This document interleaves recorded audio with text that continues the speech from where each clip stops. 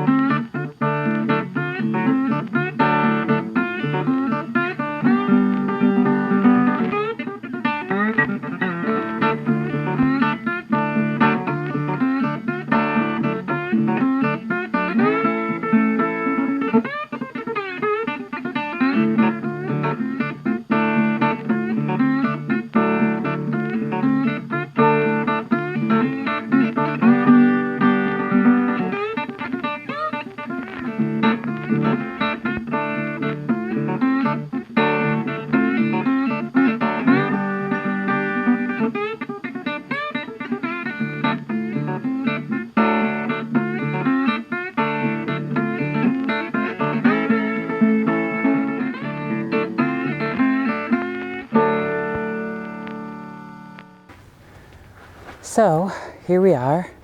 I can't find my small secateurs, which is my little falcos. I think I left them at my other house, by which I mean I have a small antique cottage on Cape Cod, which that will be more vlogs in the future, but let's not get ahead of ourselves. But I'm just going to use the big clippers, and I have some discreet zip ties, and I think I'm just going to cut anything that's reaching towards the house. I know it should have been done in the spring, and then the longer pieces that are reaching up, I'm going to try to tie in across this way. So, like these here can be trained. So let's get started with that.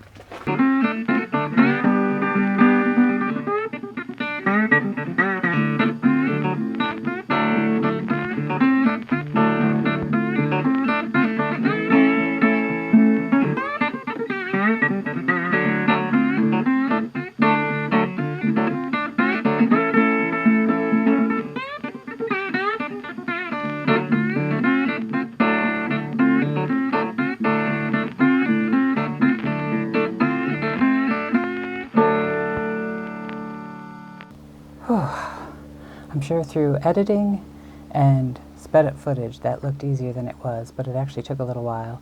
And the breeze has stopped, so it's got a little warmer, so I need some water.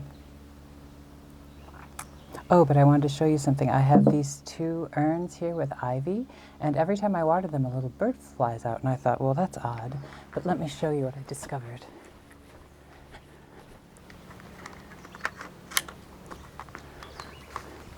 In this ivy, down in there, is the tiniest, tiny little nest. I hope those are focusing. Look at how darling those little eggs are. Aren't they adorable? I don't know how to get them to focus, but They're so, so tiny. I mean, look how tiny they are compared to my finger. I think they might be a nuthatch, but hopefully I haven't disturbed her too much. But this is a good safe place for her, so let's see how she does. Now back to planting Coleus. So this stump here actually came from the trench we are currently digging to the boathouse to get our water turned back on. So as this has sort of become somewhat of a stumpery in my shade garden here, I decided when I saw that come out of the ground, I knew I needed it. Now this is a bit of Coleus I saved from last year, so I'm putting that in the ground. And this is a new fern I just put in last week, which it is a Godzilla fern. I got it marked down for, I think, $2. So don't you think these Coleus here, even though they're just annuals, will really help brighten this area up and also help inspire me for what other colors I want to get for this area. Oh, and I also wanted to, I'm thinking of maybe putting a couple, here, come with me. Let's take these to this spot here. Oh, and look how well my hydrangeas on this side of the house, not on the seaside, do so much better than, if you remember the post I did where I showed our sad little hydrangea out front seaside, which is planted there in honor of the matriarch of Bunny Hall, Bunny herself.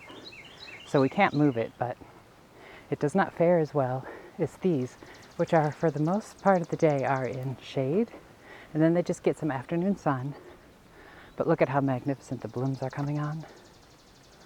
Won't these be lovely? It is just the end of June and they're just starting. And this variety, I have quite a few. This is the traditional, this will be the blue, the Nico blue that shows up amazing in our Cape Cod soil because of the quality of the soil. But I found this variety that I love that blooms, rather than blue, a magnificent purple. And it is called Endless Summer, and the color is Bloomstruck, and I love it. And whenever I find them, I grab one. Just because look at that color. I mean, the tag doesn't lie, am I right?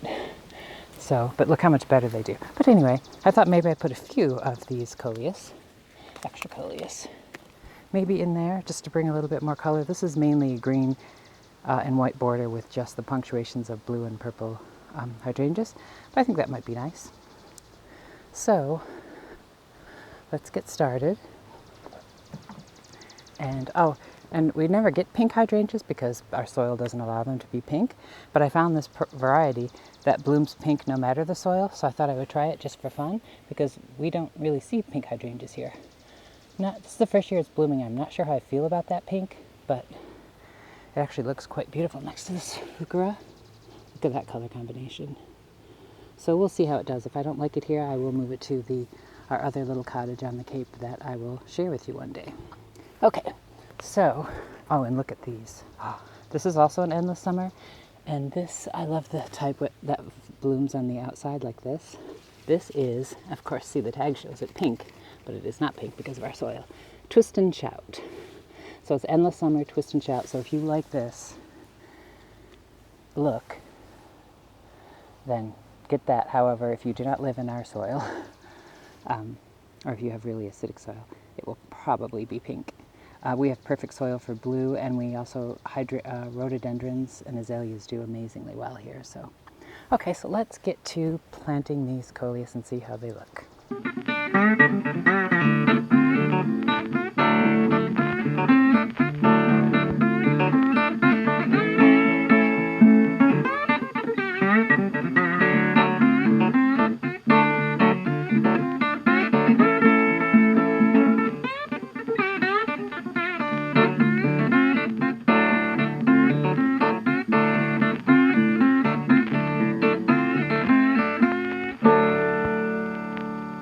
So I think the Coleus turned out rather nice in this border.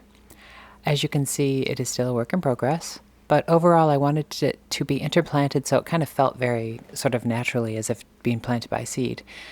But I think for today's work, it's a job well done, and I'm pretty happy with it.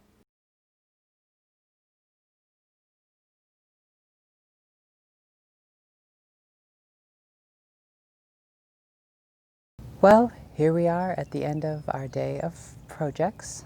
So let's sit down and have a cup of tea. So have a seat. So now I don't always do this, but often after doing my projects for the day, I like to maybe put on a nice dress, grab some more tea, sit and relax and think about the fact that I have done something for the day. I've realized now that I'm going to be vlogging, it's kind of put into my mind that I'd like to do that more often. So I think by me sharing with you, even though there may be no you out there other than me talking to myself, but besides sharing with you, that allows me to try to make that time for myself. So in a way, having to film things, though it does slow me down, it also puts into perspective the idea that take that part of each day to put on a dress, make a nice pot of tea, sit outside, cut some wildflowers, and just enjoy a moment.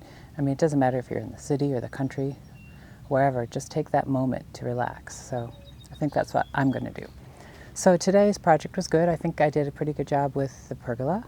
I'm happy with it for now. We'll see how the progress is. I'm hoping to get a good collection of grapes because now that I have a dehydrator, I'm quite excited to make my own raisins.